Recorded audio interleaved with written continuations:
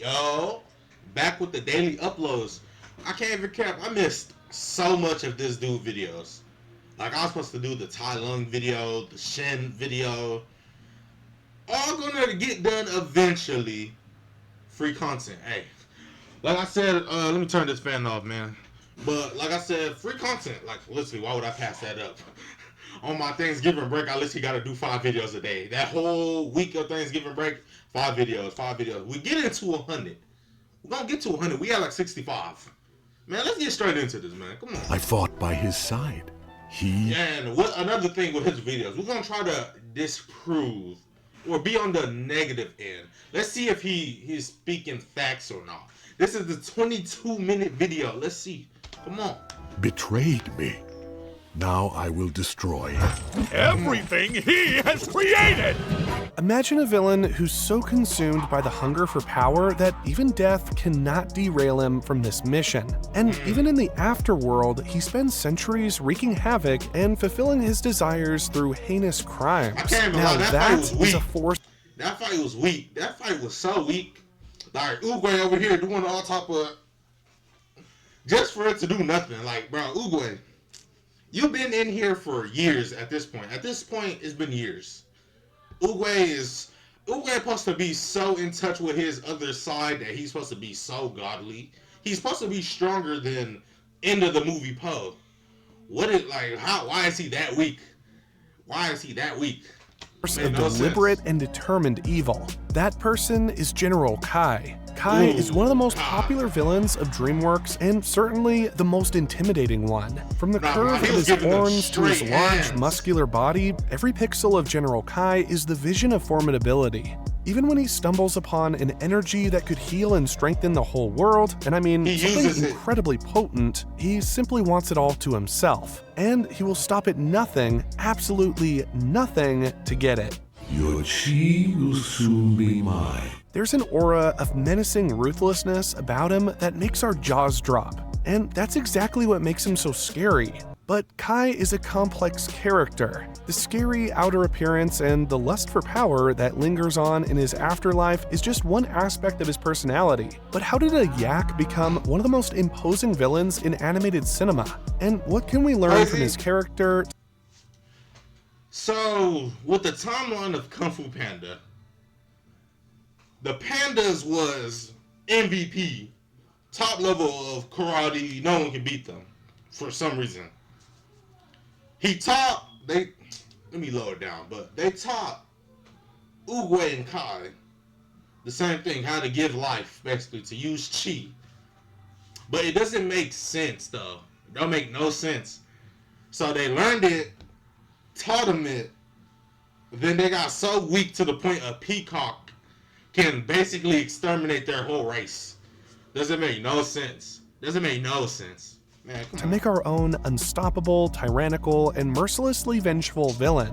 There's a reason that General Kai stands out, and it's not because of those jade chi chains, though we will explore the purpose of those both within the storyline as well as on the character design.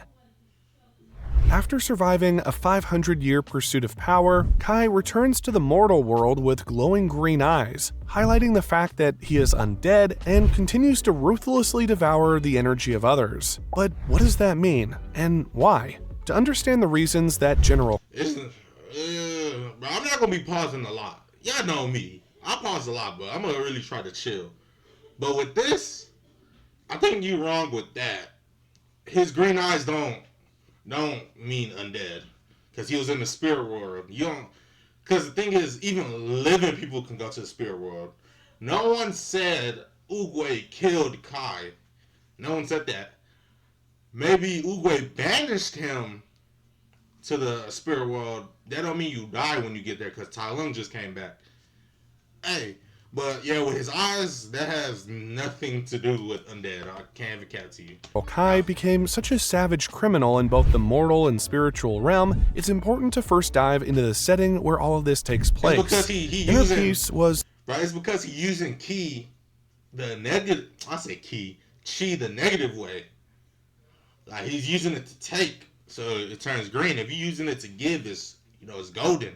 If you're using it to take, It's gonna be green. Certainly the central theme of Kung Fu Panda 2. After all, that's what Po had to discover after a long and difficult journey, and that's what eventually enabled him to overcome Lord Shen's invincible weapons and army. However, immediately after Kung Fu Panda 3 starts, we learn that Master Oogway's inner peace is disturbed inside the spirit world. Back in the mortal realm, Po is instructed by Master Shifu to become a teacher to the Five. While struggling with this new aspect of his Kung Fu journey, Po gets a visit from his father, Li Shan, at his adoptive father, Mr. Ping's noodle shop. Li Shan tells Po that the universe sent him there. The theme of the universe being able to communicate with characters is a Taoist belief that plays a role as one of the key themes in the Kung Fu Panda universe, right from the very first film. But there's more.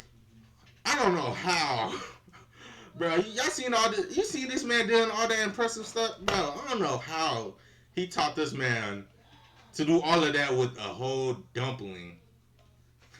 With a few dumplings, this man went from so unathletic to the most athletic out of the five. Like, it's crazy. It's crazy. Part of this, as we'll find out. Po is ecstatic to be reunited with his father and shows him around the Jade Palace, where his father steps into the suit of arms of the legendary Master Thundering Rhino. While the two goof off and wreak havoc among the ancient and mystical artifacts preserved within the palace, up in the spirit realm, something terrible has happened. In General Kai's 500-year pursuit of power within the spiritual realm, he has taken down some powerful figures, such as Master Storming Ox, Master Croc, and even the leader of the council, Master Thundering Rhino. This has made him a Am I tripping, or was they just alive in the second movie? Master Croc and Master When did they die? Am I tripping? When did they die? He gotta explain that, bro. Explain that. When did these people die? Bro, when did these people die? He has taken down some powerful figures, such as Master Storming Ox, Master Croc, and even the leader of the council, Master Thundering Rhino. This has made him immensely powerful, but he wishes to continue to seize power and closes up, finally, on Master Oogway. Oogway surrenders in true monk fashion to Kai's attack. But during the attack, he warns Kai that he has left a successor at the hands of whom this yak will meet his defeat. Po, on the other hand, is belly bumping his father. It is only when the gongs of the valley begin to ring, signaling danger, that Po first realizes that something is wrong. Po and the Five take off immediately and surprisingly encounter jade statue reincarnations of heroic warriors, all of the aforementioned great masters of China, except right now they're attacking the city. General Kai has sent these proxy figures to carry out his attack and learn the whereabouts of Oogway's successor as soon as he arrived in the mortal world. But the thing is, boy, the third movie is the best movie out of all. I really like the second movie. Don't get me wrong, the second movie and the first movie are goats. But the third movie, it's like the movies that really just got better and better and better. Then it literally just flopped. The fourth movie did so bad that, bro, that's crazy. The fourth movie is terrible.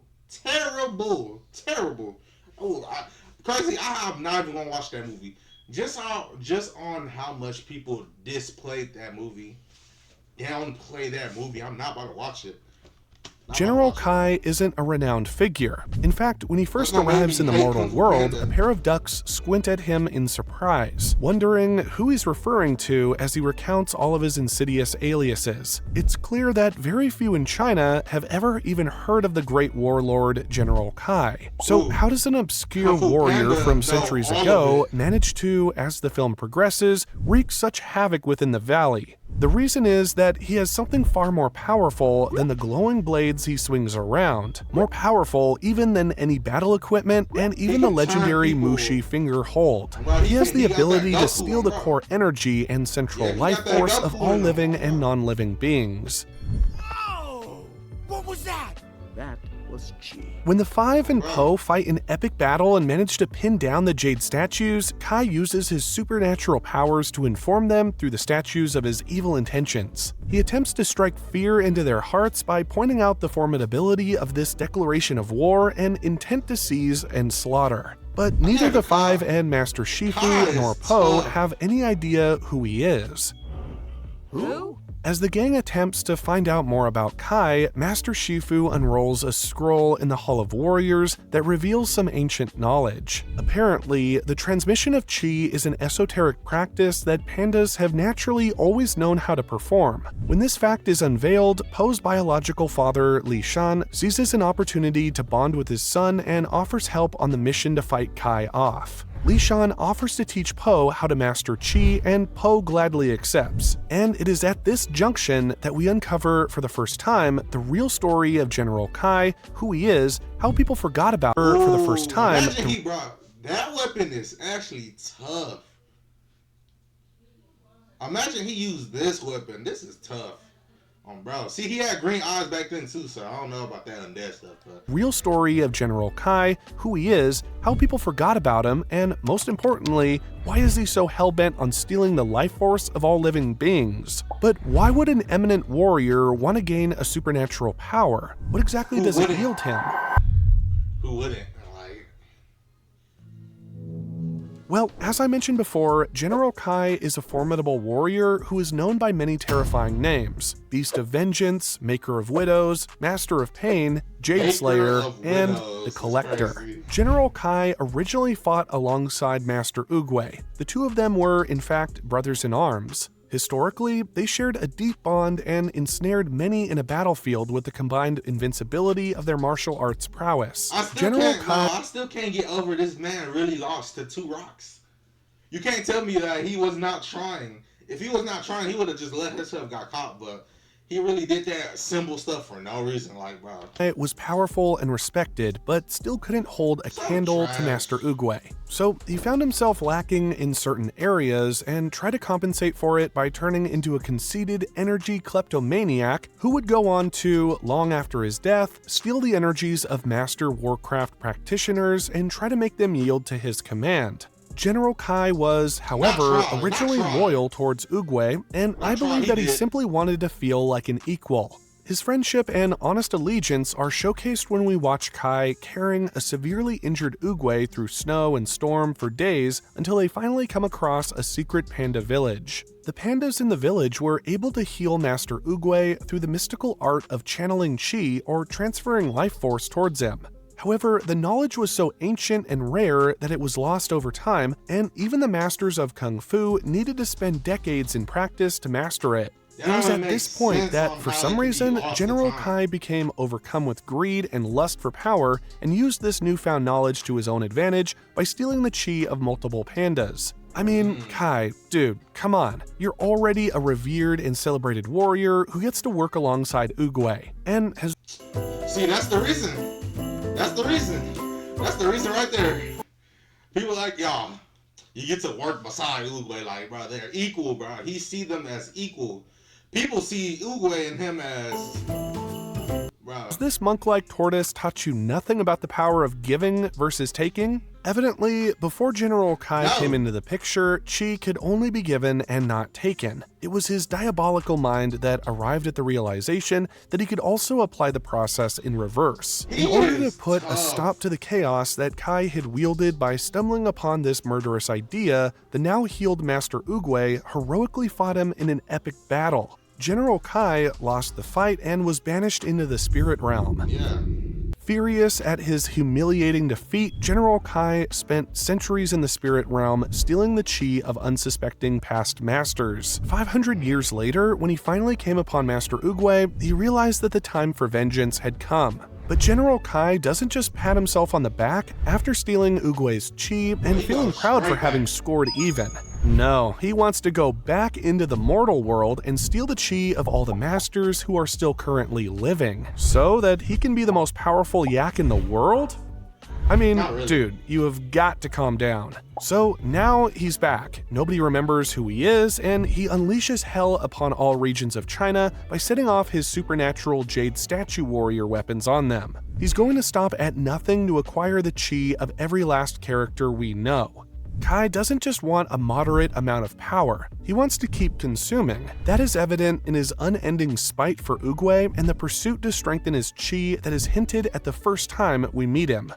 See, it don't make no sense why he didn't use the Oogway. Like, why he didn't. Out of all the charms he was just throwing out, literally just throwing out left and right, making all these statue warriors.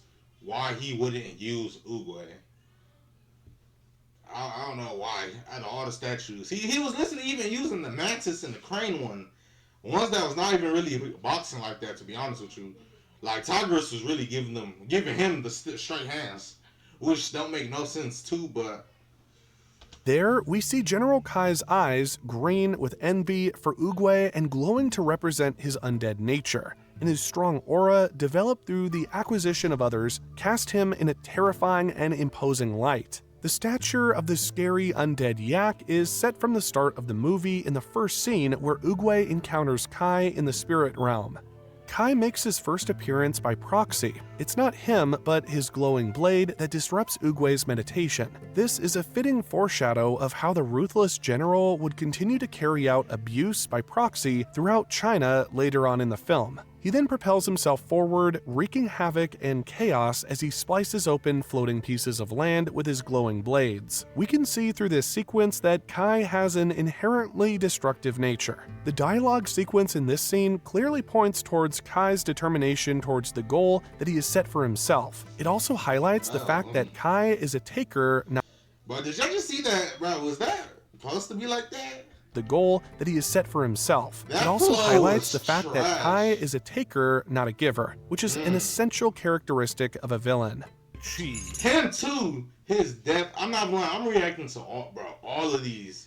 I'm reacting to all of Every master here. Oogway's gasp when he sees the chi lockets that Kai has chained to his waist adds another tint of terror. His unyielding pursuit of power is also clearly stated right from the very get-go. And soon I will have your power too. Kai lassos together two gigantic floating bits of land and then chains Oogway despite the yin-yang shield of defense that Oogway has set for himself. This makes So his strength trash. very apparent. Grown stronger.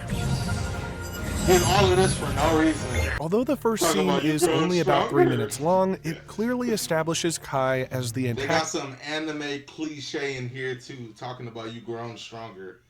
But if you don't finish this guy off, bro, Of the film while shedding light on some of his core traits. He's undead, he can hold a grudge, the guy's evil, and he's obsessed with acquisition.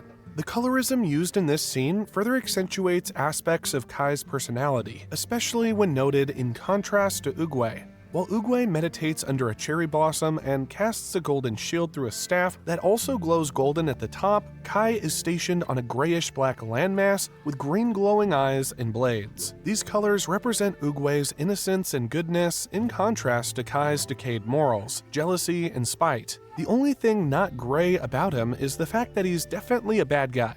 But it's more than just his pursuit of power and desire to be seen. No, Kai has a deeper motive. But what?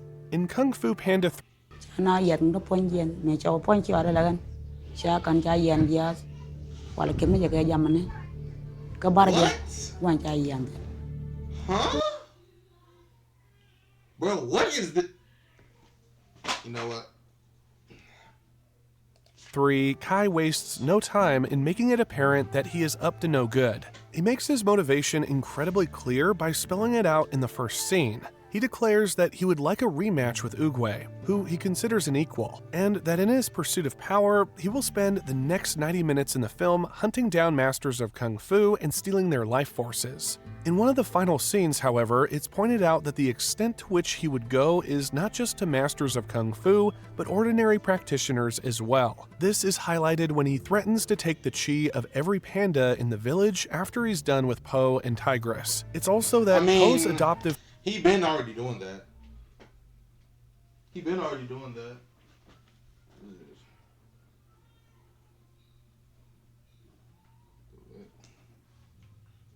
Turn this on mute, man.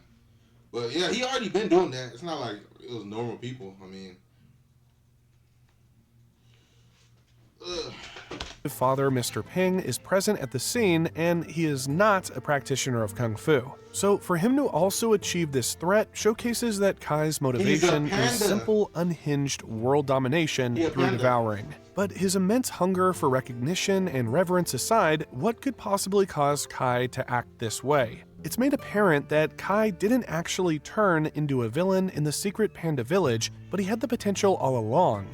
Yes. Kai was always sinister long before he died and came back to the mortal world, but we can't see it at first glance. Upon closer observation, however, it becomes quite clear. How you he might like ask. doing that move. That little, I don't even know how he doing it. The little circle around, bro. He like doing that. But y'all hear some background noises, y'all just tune it out. Throughout the film, a recurring joke is that nobody knows who Kai is. This is especially frustrating for him because Kai thinks very highly of himself and is upset when others don't seem to see him that way. One could draw the conclusion that this is what made him so conceited in the first place, but that's not exactly. Y'all, like, people like you, y'all just see him as someone who just works with Oogway. Or like, oh yeah, that's the dude that just works with Oogway. Oh yeah, that's the dude that just be with Oogway. That's why he's mad. Like, he don't want to be a background character. It was already apparent he was about to be a side character from the start. So what he do, he wants to get stronger. I mean, and it was not at that point, like, he was not doing it to be spiteful of anybody. He was really just doing it to show Oogway, bro, I'm on your level now, because he didn't do it just so he can attack Oogway. Like he said, Oogway betrayed him. He seen him as a brother. He seen him as family. So he wasn't doing it to hurt Oogway. But when Oogway retaliated against him, he was like, bro, what is you doing? We family. Like, why are you fighting me? That's why, you know, his visions got dark, and really none of these people should really even be villains. The only villain in this story that should really be here is Tai Lung, which I'm gonna react to tomorrow. Tai Lung video tomorrow. Oh no. The case. There's still more to Kai, as he was always evil on the inside. Kai's identity is explicated in his third appearance in the film. It's the reason he is the way that he is. There is a hint. Can you guess what it is? Know me as the Beast of Vengeance, Maker of Widows. It's all of his villainous titles, in contrast to the other Ascended Masters who go by names like Master Thundering Rhino or Master Croc. General Kai has always gone by terrifying names. I mean, Master of Pain, Maker of Widows, Beast of Vengeance. Seriously? But that's the thing. At the time, he was working with Oogway. Who are we to say Oogway back then was just totally good? Before Oogway met the Pandas, who could say Oogway was just straight on good? You seen he was over here on bro chopping in wars and all type of stuff. Who could say Oogway was good? Oogway was not good before, bro. To Kai, it's Oogway changed. To Kai, Oogway changed. I went to go find you a master. They taught you a few new tricks. They taught us some tricks, and then you changed up on me. That's what Kai point of view is. But hey, we moving. Something less devilish, like Master Kai. Kai's identity is deeply explicated within every single scene that he appears in. These hints absolve us of any and all compassion towards him and allow us to see him for what he is. That's what I'm nefarious. saying. Furthermore, Kai is a general. This senior military rank further hints at his protracted pursuit of methods and mechanisms to acquire dominion and control over large segments of people. Being a military warrior also paints him as a character of violence over large segments of people. This movie was tough. I can't even count. I don't even be watching movies like that. This movie was tough. This movie was tough. One of the best movies I'd have ever watched. I don't even remember the name, but just know he dies in the end, which actually made me so mad. A military warrior also paints him as a character of violence. What makes him attack the Jade Palace and shatter the entire building by hurling Master Oogway's statue through it? If he wanted dominion over the land, surely he would have revered the Jade Palace as the site from where he would rule the country. What's wrong with this guy? Why would he break down the most eminent monument for all practitioners of Kung Fu? Because that's, like, it's not why. He tells you why he does it. He literally said, I'm going to destroy everything you love. Because he took away everything he loved, which was basically him. Bro, Kai loved Oogway like a brother. Like, literally brother. Like, literally closest bond you can ever have. So when that bond got broken, he like, bro, you broke my bond. And since you not here no more, let me break everything you loved. oh yeah, you built this Jade Palace off of the love you have for the country, right? From the love for the people, right? Let me break it. And he did just that. Literally threw a statue up. Fu in China. His hatred for Oogway was one thing. What was this all about? Let me explain. Strangely, Kai is not concerned with acquiring power in order to rule and gain recognition. It's clear that his motivation to be considered an equal to Oogway is no longer the case after he has seized Oogway's chi and continues to thrash about, violently breaking apart city after city. Another thing, it's because Oogway, bro, he was never going to, bro. Who said Kai was going to, bro, go back to Earth and just go? Bro, he would not even have known Poe existed until he was to randomly meet him. After, like, they was going to meet him on a mission or something. After he took down, you know, like, they was not going to know he existed. It's because Oogway said, I left someone to beat you. I got someone back there that will beat you. Kai said, bet. I'm gonna go back and take his chi too. That was Kai's whole mission. His mission is not to take over anything. That's why he was chasing Poe. It wasn't to rule the country. Like, no. If he wanted to do that, he would have did that and forget Poe. He wanted Poe chi. That was his mission. Basically, Oogway gave him a bet, and he said, bet. Oh, no. Oogway said 5. I'll give you 5 if you beat Poe. He said, make it 10. Make it 10. Oh, bro. And collecting chi. No, what this guy is up to is pure spitefulness. His spat with Oogway is simply one aspect of the problem. The bigger problem is that he is infuriated at the world in general. But there's more to it than that. Kai believes that he is deserving of reverence and glory. He considers himself to be superior from the rest and repeatedly carries out abuse by proxy. When his inherent belief of superiority clashes with the reality of the world, where he's just a yak general leading an army, he takes it upon himself to make the world suffer for it. And he tries to acquire supernatural powers, having power that transcend mere mortals, in order to... But the thing is now, like, everybody has the power now. Now someone like Tigress, who we know do not study chi, can have chi. Like, come on now. We all know in the second movie, they do not practice chi, bro. But now in the third movie, it's crazy because in the fourth movie, they just disregarded everything they did in the third movie. Crazy. That's probably why it's so bad. I do not even want to see. If you was to make a video on the villain and make a how to make a terrible villain, Kung Fu Panda 4, I'll watch that. Because they said she became a villain because she was too small to learn world that he is inherently better than them. This makes him an especially tragic character because you can't help but feel sorry for someone who is so incredibly entitled. Because, I mean, you need to steal other people's energy source to make yourself appear stronger than them? You've got to be kidding me. But feeling pity for a character when we see him doing all these crazy things is one thing, but could Kai ever have been anything other than what he was? Was there a way for him to learn a lesson? Here's what I think. Yes. Before you even answer it, yes. If he just chose to go the same route as Oogway, then yeah, if he was to choose to go the same route as Oogway, then who knows? He would have been on the side of Oogway right now. Probably chilling. Well, what? I do not remember what happened to Kai. Did Poe eviscerate him for good? I forgot what the ending is like.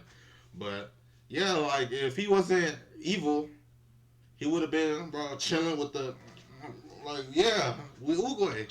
It seems on certain occasions that Master Oogway should have counseled his friend rather than battling and sending him to the spirit realm. Yeah, like, but that's not necessarily what happened. In fact, Kai's irredeemability is showcased within the very first scene of the film. Before Kai steals Oogway's chi and turns him into a jade pendant, Oogway does tell Kai that he needs to stop taking. It's an emphatic statement, and the delivery of the dialogue suggests that Oogway has had this conversation with him multiple times in the past. And it's clear that Kai has refused to listen. Throughout the film, there are moments where Kai could have had mercy on the people or animals, more specifically, that he terrorized. The case of Master Shifu when he's lying helplessly at the steps of the Jade Palace is one example. The way he gloats in front of the whole village and boasts his immortality while threatening people in the final scene. That's the thing, he's already too far deep into it. Like, when you're too far deep, like, bro, like, when you're too far deep into something, you can't just stop, bro. After he did the first, after he consumed his first panda, turned him into a, clapped his hand, and it was, his fate was sealed. It was no turning back. Oogway had it in his mind already, like, oh yeah, I'm gonna seal you. You're getting banished to the spirit world already. So it was no, oh yeah, he could like change his ways and like things could be forgiven because he's still a murderer. He's still someone that has bodies on his back and on his waist, literally on his waist. Someone that literally had bodies on their waist. Hey, man. Is another. Kai's irredeemability is a central aspect of the movie's core theme, and ultimately, his stubbornness on his desires, supernatural world domination, is what defeats him. Spoiler alert, when he gets what he wants, he dies. Kai is decidedly spooky. He has long curving horns, glowing green eyes, large muscular body, and razor-sharp hooves. We've already discussed the underlying message of the colors used for his character, but he's made especially scary by the presence of axe-like blades that he keeps chained to his person. I think that this is representative of how Kai continues to hold on to hostility. He also keeps the chi shells of his captives chained to himself, which keep him connected to the afterworld and allow him to channel supernatural powers. General Kai has a unique battle style, using blades while maintaining a physical distance from his opponents. The development of such a character who has so many underlying layers that are hinted at through the cinematography and character design throughout the film is a work of genius. But there's a secret sauce to it. There's a formula that you can apply to make your story's antagonist as imposing, terrifying, deeply hollow, and ultimately self-defeating as General Kai was. Creating a character as daunting as Kai requires a blending together of motive, unnatural powers, and inherently... I don't think Kai was self-defeating. I just think plot kicked in. I can't have a cat. Plot kicked in at the right time. A character that is self-defeating is Shin. Shin, that peacock. He was self-defeating. He's the reason why he died. He died to his own weapon. See, if Kai was to die... he died getting what he finally was trying to achieve, which was ultimate power, but I don't really think that's self-defeating. Self-defeating is what Shin did. He never learned, even though he learned his future ahead of time and tried to prevent it, it still happened. He died to his own weapon he chose. But, lethal tendencies. Let me break it down for you. Step 1, create a compelling backstory. We've already discussed the emotional core of General Kai at length. Creating a compelling backstory and then letting the villain's past weave into their present is one of the best ways to write them. This is because showcasing this part of the story is a great way to clarify motive. General Kai's power-hungry nature would staunchly establish him as a corrupt general during his mortal life, but the writers of this character have used layers to prevent him from being as simplistic as that. General Kai is cast into a gray area when we learn about his early allegiance to and friendship with Oogway. It almost makes us feel sorry for him. This prevents the character from becoming too plain. Every well-written villain in movies always feels that they are better than normal people. Some of these villains will lean towards acquiring supernatural powers or already have acquired them in order to execute what most people won't be able to accomplish. The reason General Kai pursues Thanos was just tripping for no reason. I can't believe that. That whole plan did not even make no sense. He was gonna wipe out everybody so the other half can learn to rebuild for no reason. People don't even, bro. He had no reason to do that, for real. He had no reason to. He even, bro, I'm pretty sure he even realized how dumb of a plan that was right after they chopped his hand off and Thor chopped his head off. The acquisition of other people's chi is an inherent desire for power and invincibility. Step 3. Exaggerate how dangerous they are. In Kung Fu Panda 3, Master Shifu advises Crane and Mantis to not engage Let me show you how to block this ad. First, you're gonna click on the video, then you're gonna download Pi. Let me show you how I block this ad. Engage with General Kai if they come across him. This element of disengagement is a protection mechanism that is repeated throughout the film. When writing a supernatural villain, emphasizing the lethality of confrontation with them adds merit to their supernal prowess. Step 4. Use proxy warfare. Kai's most fearsome quality is his ability to command the figures of those whose chi he has captured. Rather than doing the dirty work himself, he gets other people to do it. This highlights both his inherent superiority complex, where he does not deign to attack by himself, as well as further strengthens the degree of power that he holds. I mean, the guy's getting celebrated kung fu masters to do his bidding. Doesn't quite get more evil than that. Step 5. Don't be blatant with And I don't know why he chose. This is the last time I'm pausing, because we only got like 2 minutes. I don't know why. Even at the end of the movie, why he didn't choose to use the Uguay, bro. I'm still on the Uguay, bro. This man really chose to 1v1 them to the end. To the end. He didn't use the Uguay not once. He over here spamming Shifu, but cannot use Uguay. With their supernatural powers. In Kung Fu Panda 3, the use of a supernatural villain was done carefully. His powers tie into the central theme and core plot of the villain was done even though it's a little blurry, man, it might be the thumbnail. Carefully. His powers tie into the central theme and core plot of the movie rather than overpowering it. Kai's supernatural powers are used more like a tool of execution rather than the entirety of his being. He still has a non-supernatural and non-villain backstory and motivation that's not inherently supernatural. At the same time, his supernatural powers cause him to transcend from being a regular warrior with a potential to turn wicked to absolutely horrific undead yak warlord. What I'm getting at here is that there's a delicate balance, and this is what makes him more convincing. Kai was an incredible villain not only because he was empty on the inside, but because he wielded powers beyond the mortal world. Throughout the film, his effort to cover up this inner feeling of emptiness is shown in his relentless drive to steal chi from others, transforming them into jade minions under his control. It demonstrates his inflated ego onto others as he introduces himself as a legendary warlord. I still can't believe it. The Widowmaker? He couldn't have been serious. His supernatural strength and command over the spirit realm make his character not only intimidating, but complex, as the traits of greed, entitlement, and vengeance are blended exceptionally well in his character. If you found this deep dive in yeah, man, that was a good one, Toon. I'm not gonna lie, he an up-and-coming YouTuber, bro. Just like me, man. Toon, he like that. Man, y'all go show the boy Toon some love, man. I mean, let me show the boy Toon some love, man. I'm already subscribed. Y'all go show the boy Toon some love. I'm gonna probably make I'm gonna probably make 1 video of Toon, since I gotta react to 5 videos a day. I might just react to a Toon video, an SML video.